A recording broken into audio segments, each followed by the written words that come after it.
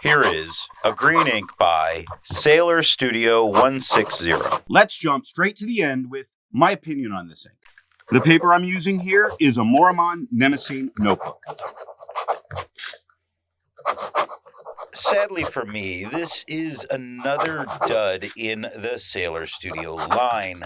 I have a feeling it's going to be like this a bunch because I think there's a bunch of lighter tones in that series. And a bunch that are just going to be too light to read is my real fear here. But then I'll do the shortened version. Oh well, here we go. I find this green just too light to comfortably read a page of. But if I have to come up with a positive, and maybe I do, there might be someone standing behind me allegedly threatening if I don't have something nice to say about this. If you want an unobtrusive way to add bits to your notes without the worry that it will be distracting, you can use this ink. I actually did all of the writing samples, but it was hard to see on camera, and if I adjust the color so that you can see it, you are going to get a false impression of what this tone looks like. And that's not helpful to anybody, so I had to really ditch it and just leave kind of what was there for you to be able to see it. I will say in person I can read it as long as there isn't too much light or too little light, so it's kind of finicky. The pen for today is a Pilot E95S. All of the writing samples are done with a Retro 51 P51 with an extra fine nib, a Retro 51 Corsair with a medium nib, a Retro 51 Lincoln with a 1.1 stub. Now that we know my opinion on this ink, let's see how I got there, starting with the first writing sample done on Clairfontaine. Looking at the extra fine nib, boy oh boy is this a light tone.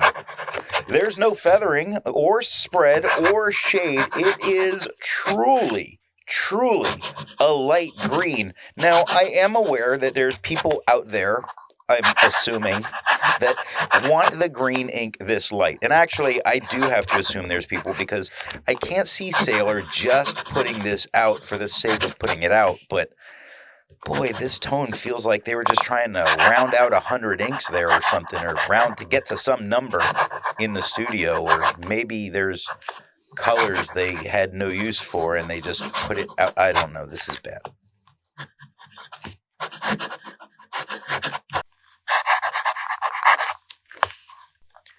Looking at the medium nib, it is a tad bit darker, maybe, than the extra fine. It doesn't feather, doesn't spread. We do see a couple spots where it does shade, and we can tell because we can read it easily in those spots. Bonus, if only it was giving the darker tone. But a lot of what we get is the lighter tone, and man oh man, it's hard. You really want to gouge your eyes out if you had to write big, long letters to whoever your government official is that you are unhappy with. And their eyes will be bleeding by the time they're done.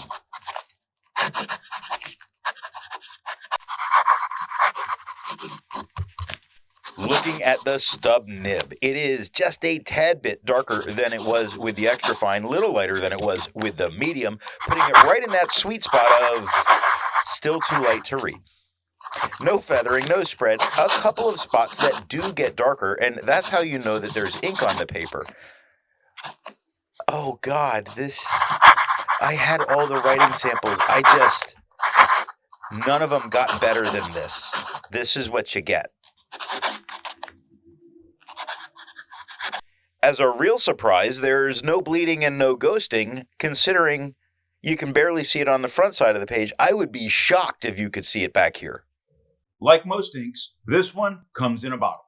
This is how the Pilot Custom 823 fits. And here is the Pelican M1000. Here is the ink level when you can no longer fill a Lamy Safari. There is approximately 7 milliliters of ink left. There's a lot to learn by doing multiple chromatographies. The one on the left is immediately put into water for 10 to 15 seconds. The one on the right, marked with a D, is let dry for 10 minutes before putting it into water.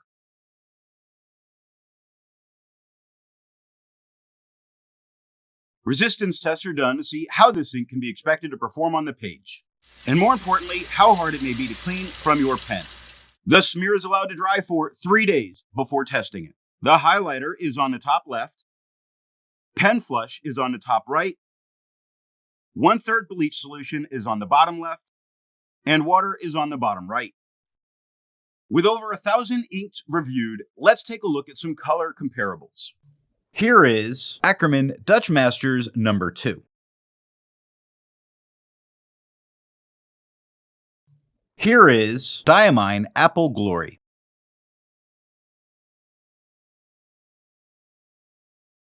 Here is J.R.R. Vert Prix.